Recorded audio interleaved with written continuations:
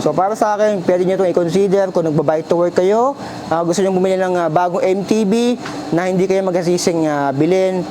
Bilang panimula, ito yung pwede ko i-suggest sa inyo mga Ellen. Ito, si T-Reach Rainier. Ayan. Below 10,000 pesos lang to, pero naka 1/10 speed, naka Presta valve na rin yan. So meron tayong mga na-bike check na mga T-Reach Alpha 1/13 speed, T-Reach Venom 1/12 speed. Ito naman yung mas budget doon sa level or sa lineup ng T-Reach. T-Reach Rainier. So like, comment, share, and subscribe. Let's go! Okay, bike check na natin si T-Reach Rainier. So ito yung on the budget na bike ni T-Reach. So si T-Reach gawa din naman ng Paxtor to. So sa quality, wala kayong pagsisisihan dito. So yung frame nito ay alloy 61 na rin yung material. Yung kinis, tignan natin. Oy, mas makinis pa sa mga pagmumukha natin to. Naka matte black. Ganito yung kulay na gusto ko. And nandito yung branding niya na T-Reach. Yung T-Reach na dito, meron siyang texture, para siyang sticker. Sa top tube naman, meron ditong mountain high-end series, yung kanyang top tube, may dito, may mga texture din. Nandito yung mismong model niya, Rainier, 3-in-1 set, nandito yung warning na bawal ang tanga, maghahimik ka kahit tulog ka, para pagising mo, ride out ka na lang. Head tube, tignan natin. Okay, head tube niya, isa straight lang. Yung cable routing, ay naka full internal. Ayan, sa left side ng kanyang down tube, ito yung brake cable sa likod. Ito naman yung kanyang RD. Yung FD, kung tatanungin nyo ako pwede maglagay ng FD dito or front derailleur, hindi pwede dahil ito ay 1x specific lang yung kanyang frame. Wala dito ang stopper, side swing wala, top pull wala rin. Wala rin butas dito. So pang 1x lang talaga tong frame niya T-Reach Rainier. 1x kasi ay talagang usong-uso na ngayong 2023. Yung size ay medium lang. So nasa 16.5 to 17 yung size nito. Lagayan ng ulam, meron dito sa kanyang down tube. Dito naman tayo sa kanyang crankset. Ito ay square taper pa, 34 teeth, 170mm T-Reach na rin yung ginamit. Chain naman ito ay stock lang din. Yung RD or rear derailleur ay Smash RX10. So pag may number na 10 speed yan, automatic. Yung sprocket naman ay cassette na rin. Ito ay 11, yung pinakamaliit, and 40 teeth naman yung kanyang pinakamalaki dito. So good thing, cassette naman yung ginamit dito. 10 speed naman na kasi yan. Yung hubs naman ito, ang ginamit ay Alien, wala siyang brand, and ball bearing pa yan. Yun lang talaga yung medyo downside dito. Ball bearing pa to. Pero sa mga ganyang budget, tingnan nyo naman yan. Sa ganyang budget, usually naka-shredder valve pa. Ito ay naka-Presta valve na yung nilagay kay T-Reach Rainier. So yung spokes ito ay 32, double wall alloy yung rim. Yung gulong naman na to ay Kenda tires na rin.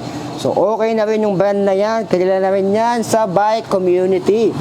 Yung gulong ay 27.5 by 2.10. Ayan. By 2.10, nakapass rolling na rin to. Tingnan natin. Yan yung 2.10. Kung gusto nyo kapalan yung mukha nyo, este yung gulong or lapara na sa inyo, yan yung pinaka-safe nya, 2.10. Sa likod naman, 160mm rotors, naka 6 bolts, quick release, and naka post mount siya dito. Sa likod naman, sa seat post naman nya, 31.6, alloy na rin yung ginamit dito. Tingnan nyo, Moser yung ginamit sa kanya ditong seat clamp. Yung kanyang pedals, stock lang din to. Upuan naman ito ay T-Reach na rin, malambot-lambot. Yung kanyang fork, usual sa mga ganito, stock, bakal, 80mm travel, meron siyang manual lockout. Sa kabila yung kanyang preload. So naka-Presta valve na rin. Spoke sa 32, double wall alloy rim, Kenda tires na rin yung ginamit na gulong. 27.5 by 2.10, 160mm rotors, and 6 volts na rin yan. Stem naman ito ay 90mm, parang kamuka ng stem ni Paxtor, kasi nga si Paxtor din ang gumawa dito. Parang sidebar ni Paxtor to eh. Correct me if I'm wrong. Ayan, T-Reach na rin ginamit. Yung kanyang headset ay ball bearing pa. Ito ay alloy na rin. Ayan, 720mm yung kanyang handlebar, alloy na yan. And yung kanyang handle grips, ayan, nandito yung lock-on niya. Ay, wala pala siyang lock-on dito, wala. Pero T-Reach na rin yung ginamit na handle grips. Yung kanyang brake, Ay, si Wolverine, si Logan. Ito yung kanyang brake. Ayan, si Logan. And yung kanyang shifter is Match RX-10. So, ito si T-Rich ay nasa 15 na kilogram. Kaya di ko na timbangin yan. Yung mga MTB nasa 15 kilogram naman yan. So, yung presyo nito, bago natin makalimutan, yung presyo nito, kung on the budget kayo, pwedeng sa inyo. Yung original price niya is 11,300.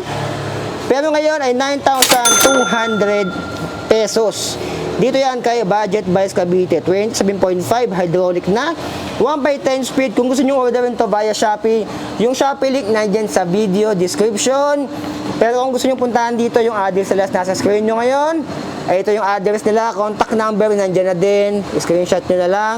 Dito lang yan kay Budget Buys sa Cavite. Meron nyo ditong home credit kung gusto nyo utangin.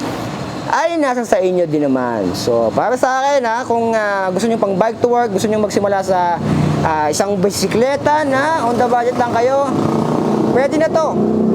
Si T-Rich ay under din Factor yan. Makinis na yung frame, naka 1x.